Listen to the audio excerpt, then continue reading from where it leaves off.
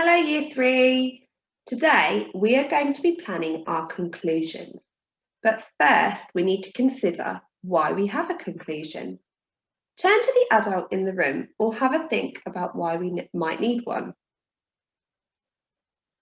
Conclusions are important because they wrap up the story and comfortably tell the reader that they've reached the end. It is good to end your report with an important or interesting piece of information. So the next question is, what does a conclusion need? Pause the video again and see if you can think of anything a conclusion needs. Right, hopefully you've come up with lots of ideas. Here are some of the things that I thought of. Your conclusion needs to reiterate the main point, summarise succinctly, and point to the future. Reiterating your main point is circling back to your main point. It is the most straightforward way to wrap up your article. Simply reiterate your main point with slightly different language. It may not seem very creative, but it's logical and it works. For example, an article about the need for clean energy could end with a statistic about the melting of the polar ice caps. Summarising is different than reiterating. As well as focusing on the main point, you need to wrap up with a quick summary of all your points.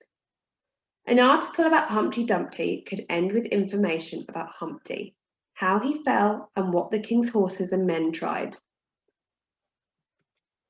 Pointing to the future mentally places your reader in the future while keeping your article in mind.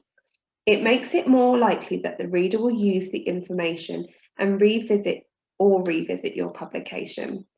For example, if you are writing an article about increasing lunchtimes at school, ask the reader to consider the benefits of doing so, such as more exercise, more focused lessons, and better friendships.